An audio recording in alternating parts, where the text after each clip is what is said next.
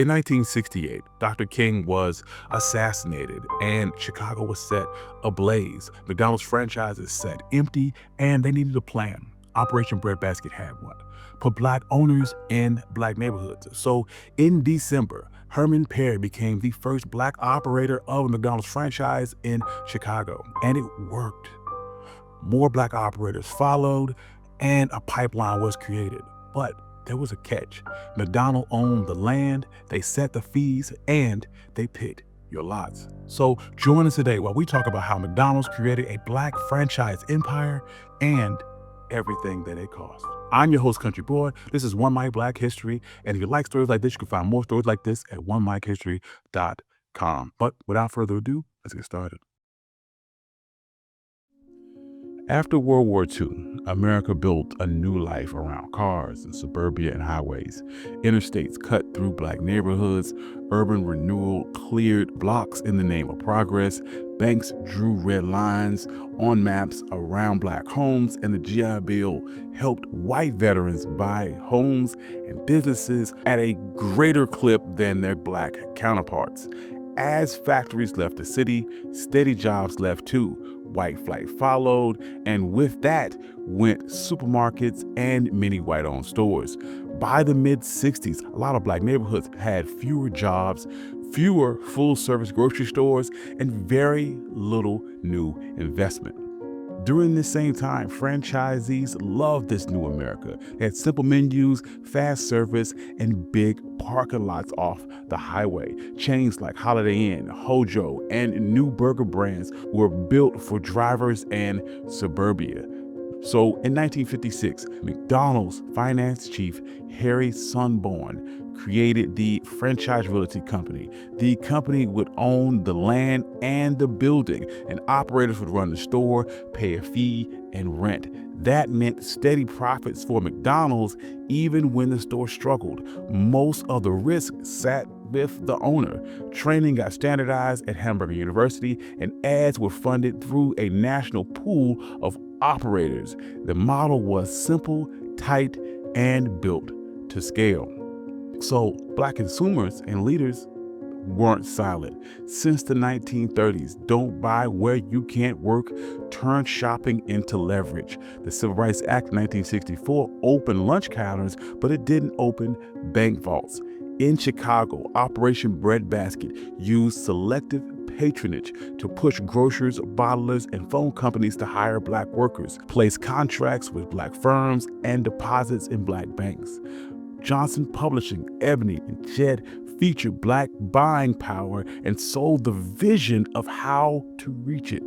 The Kerner Commission in 1960 told the country that America was moving towards two separate societies and called out the media for how it pictured black life. Then came April of 1968, and Dr. King was assassinated. Cities erupted. In Chicago, some of its white McDonald's franchisees and workers didn't return. The stores sat dark. McDonald's leaders met with Operation Breadbasket tied to the Southern Christian Leadership Conference.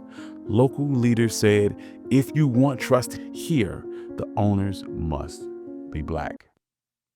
That same year, Herman Petty took over the Woodlawn store in Chicago's South Side and reopened it December 21st, 1968 as the first black McDonald's franchise. He was trained at Hamburger University, and the company helped him finance, allowing for zero partnerships when needed, and appointing small business administration loans. McDonald even donated the first day's profit from Petty's store to the Southern Christian Leadership Conference, tying the brand to Dr. King's dream. Petty did well. A pipeline formed. McDonald's set high priority plan and launched a 50-by-2 program to launch 50 stores ran by people of color within 2 years. They opened a satellite version of Hamburger University classroom on the South Side, so new owners didn't have to travel all the way to Oak Brook, Illinois. Black owners began to meet, and they formalized in 1972 the National Black McDonald's Operators Association. One member called the group both the NAACP and the Southern Christian Leadership Conference for Black operators. It became the inside voice for the push for fair sites, trainings, and contracts. And on the ground, the stores mattered. Black store owners hired locally, sponsored schools and church events, and even supported scholarships. They called it goodwill, and McDonald's executives said that it was cheaper than advertising. Real estate helped too. After the late 1960s uprising, many black neighborhoods became cheap. Between 1968 and 1972, the land values in those areas fell roughly 30% on average. So McDonald's could buy low, build fast, collect rent and fees as their sales grew. So the black owners would then begin demanding better ads. They said, "We pay into the national fund, show us." In 1972, McDonald's would hire Tom Burrell's black-owned ad agency. Burrell called his style positive realism. It showed regular black life with pride after church, little league nights, grandparents and grandkids, not stereotypes and not pity. It would have lines like, "So good to have around," and "Get down with something good" at McDonald's. And those landed better than "You deserve a break today," which didn't fit with the lives of people who rarely had a break. Research showed this rose the brand's image, and dollars shifted to Ebony and Jet and black radio, and black artists and models and researchers like Viewpoint got paid to shape the black image. Then civil rights groups would push further. The NAACP used fair share agreements and contracts for black builders, insurers, and distributors. The Black Operators Association stressed that one restaurant could support a web of black businesses around it. The system sent money past the counter into banks, printers, construction crews, and ad shops. However, in that fine print, McDonald's kept the land. Owners paid a monthly fee of about 4% in sales plus rent. Part of that rent is a slice of the sales, which reached up to about 14.5%. Owners also had to pay at least 4% in sales to the national ad pool. The company set the standards, inspections, and decided renewals. That is why many owners call themselves captive tenants. In plain words, you ran the store, but the company owns the ground and sets the rules. So site placement became a fight. Black owners said they were being steered towards older inner city and rural locations with lower average sales and higher costs for security and insurance. The Black Operators Association reported that from 2010 to 2019, the average cash flow gap between black and non-black franchisees tripled to about $65,000 per store. And as health debates grew, fast food filled spaces that supermarkets left. But that heavy concentration of chains in poor, segregated areas linked them to higher rates of obesity and diabetes. Some cities saw protests and asked for more fresh food access and more corporate responsibility. Recently, these tensions have bubbled to the surface. Dozens of former black franchisees and some black executives have sued, saying that the system is biased. Herb Washington, a former black ball player, said that he was steered towards weaker markets. McDonald's would purchase his 13 stores for $33.5 million.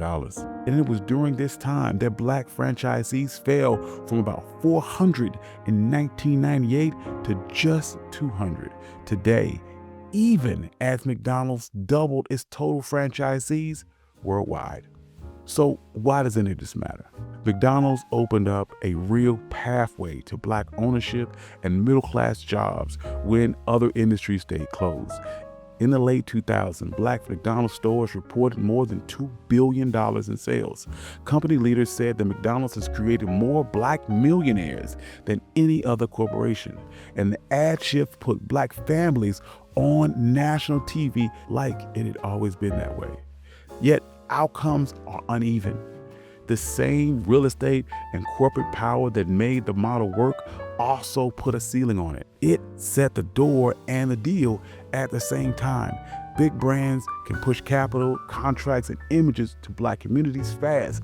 But if the company owns the land and sets the fees and chooses the sites, your success rides on their map. So let's be clear. McDonald's did the math.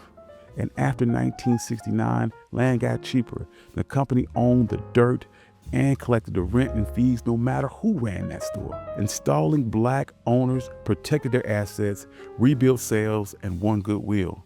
Moving ad dollars to black media reached customers other brands were ignoring. And hiring black suppliers kept the system running. Every choice they made followed their balance sheet. And this doesn't erase the good. Black franchisees built real businesses. They hired neighbors and funded scholarships. And Burrell's ads show black life on national TV. Both things can be true. But if we want real ownership, we got to follow the money. Who owns the land under the store? Who owns the corners? Which banks write the loans? Which agencies control the ad budget? And which suppliers get the contracts? These are the answers that decide whether a franchise is built on freedom or just rented. Thank you. This has been One My Black History. I'm your host, Country Boy, and this is how McDonald's built a black franchise empire. If you like stories like this, you can find more stories like this at onemyhistory.com. I'd like to thank all my financial contributors. Without you, none of this could be possible. Thank you all. I love you. Peace.